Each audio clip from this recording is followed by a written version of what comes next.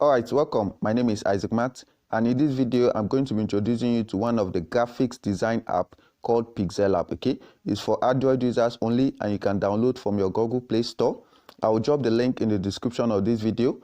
If you're using an iPhone or an Android device, you can also watch my video on Introduction to Canva. Okay, now I'll be introducing you to all of these icons and its uses, starting with the plus icon.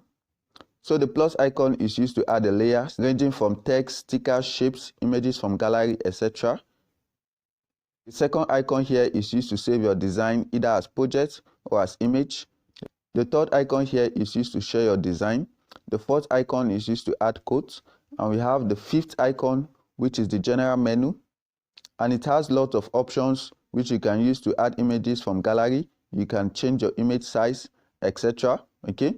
Now, if I click on a layer, we have two options appeared. Okay, the first one is the pencil icon, which can be used to edit the selected layer, and the second one is to delete that layer. Okay, so whenever you make a mistake or an error, you can just use the undo button to take it back. Okay, so we have the zoom icon, which you can use to zoom in or zoom out your design. So we have the ruler icon, which will help you to keep your design align. Okay, so we have this icon, which is the tab icon. Now every object you see in this design has its own layer. Okay, you can see this is the first layer, this is the second, and this is the third layer. So you can select two layers together. You can move both of them at the same time. You can even merge them. That is, you can join two objects together to become one. Okay, now going down, we have 5 icons below. Okay, the first one, you can check up your project from this icon here. You can start a new design by clicking on this tab here. The second icon here, we have the text icon. When I click on it, I have the opportunity to add any text.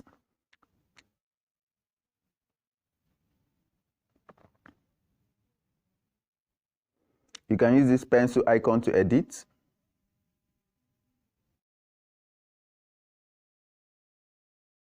So we have lots of options here you can explore. Okay, you can move your text from one point to another using this option here.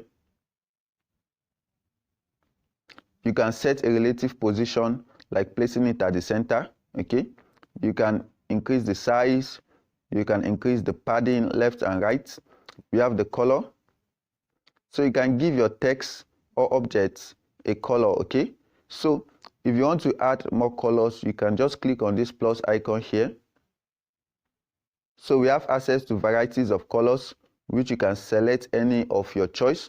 Okay, so we have the way you can set up. You can make your color to be lighter, and you can make it to be darker. Okay, so when you are done selecting your color, just click on OK. So we have the texture, which can be used as a graphical coloring of the object. So when I click on it, so the texture is just like using an image as your color. So I'll select an image from my gallery.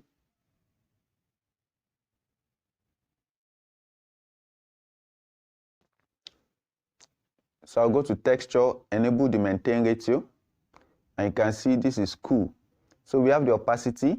The opacity is just like the visibility of your text or shape. Okay, so you can reduce or increase the visibility of your text or objects.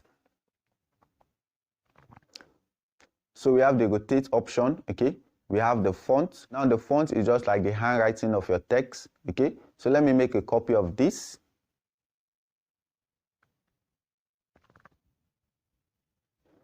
So we have varieties of fonts available, and you can select any one of your choice. And now you can see the difference. This is different from this. Okay, so we have the font style. The font style, you can make it bold, you can make it italics, and you can make it underline. Okay, to save your changes, just click on good, and if you don't want any of these, just click on cancel. So we have the curve option, we have the text background. You can give your text a background, and we are going to explore more of this as time goes on. We have the alignment, which will help you to keep your text to the left or to the center or to the right. Okay, So we have the stroke. Now the stroke is just like the outer part of the object. So you can enable the stroke, you can give it a color, you can increase the size and make any kind of changes you want to your text, okay? So we have the shadows, okay? We have the outer shadow and we have the inner shadow. So these shadows can be used to make your design more realistic, okay? As time goes on, I'll be showing you how to input these shadows in your design, okay? So we have the emboss. Though it is not supported in all phones, but this is how the emboss looks like, okay? It gives some lightning effect to your object, okay? And we have the perspective.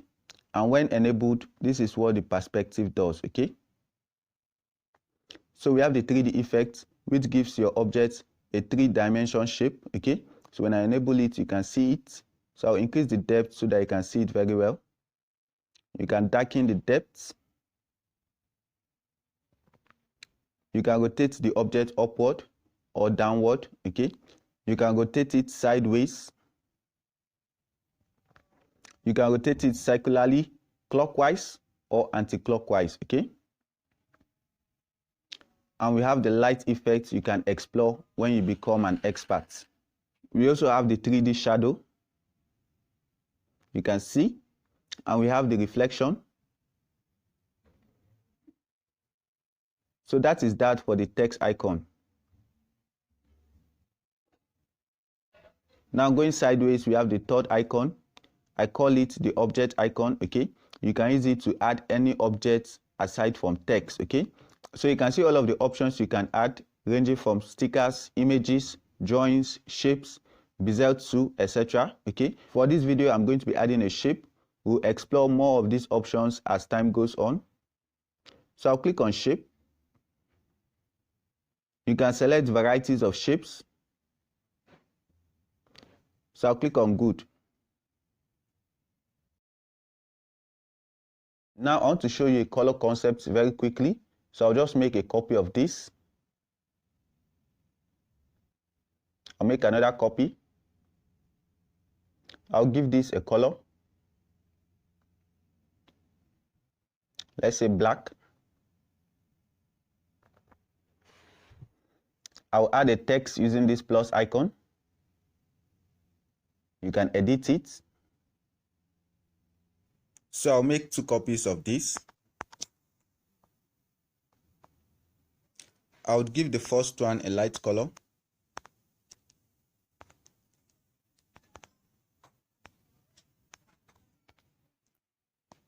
I'll give the second text a dark color.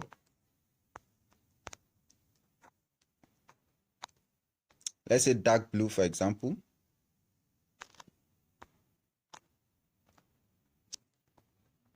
I would give the third text a universal color, for example, red. Now, as you can see, this is a light color, and if I place this color on a dark surface, it is very visible, but if I place it on a light surface, it is barely visible. And so also the dark color, if I place it on a dark surface, it is hardly visible, but if I place it on a light surface, it is very visible. So the technique is that we place light colors on dark surfaces and we place dark colors on light surfaces, okay?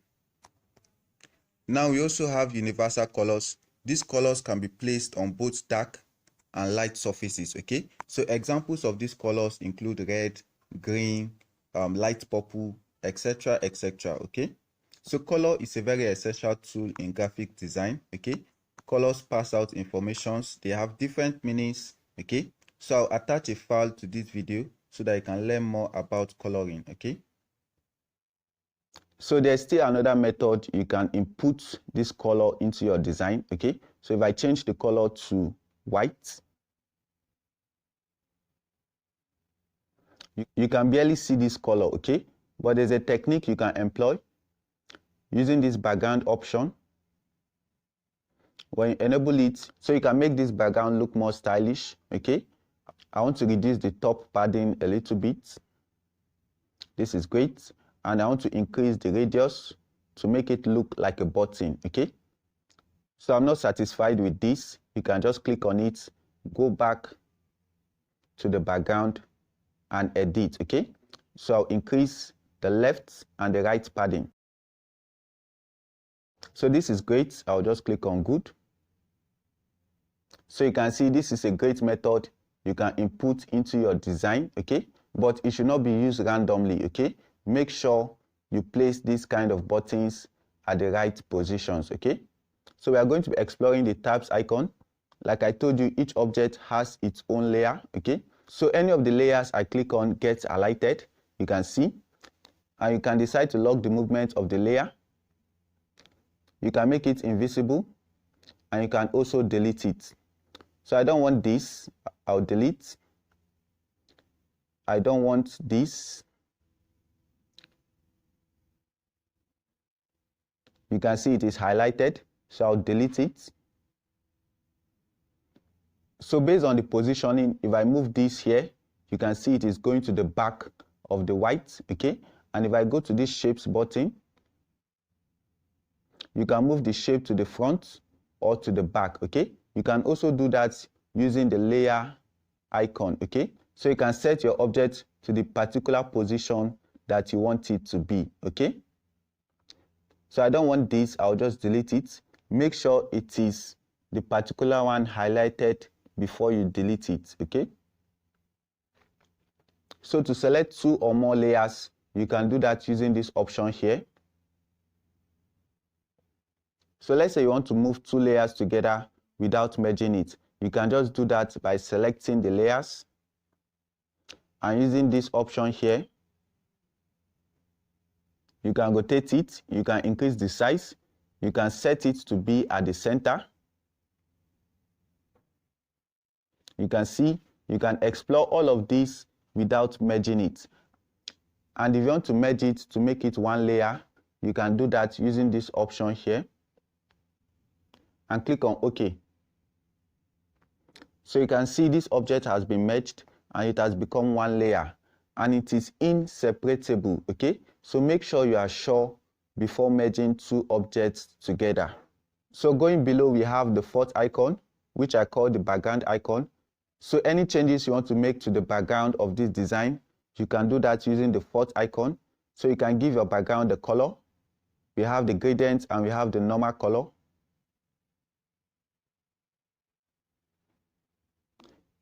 You can make your design background transparent. You can change the image size. So the default size of Pixel Lab is a square, and you can select other sizes depending on the kind of design you want to make, okay? Ranging from YouTube channel, Facebook art cover, etc., etc.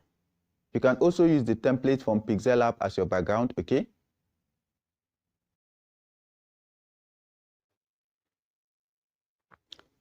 And you can import an image from your gallery or from your camera as your background, okay? Moving down to the 5th icon, we have some effects you can add to your background like noise, brightness, contrast, vignette, etc., okay? But as a beginner, I'll advise you stay away from these effects for now, okay? So that will be all for this video. I hope I've been able to introduce you to this graphics design app called Pixel Lab, okay? So just practice all we have done today and get familiar with this app, because in my next video, we're going to be designing a very practical and stunning design. So just stay tuned so you won't miss out, okay? Thank you for watching. I remain your humble Isaac Matt. See you in another video. Bye.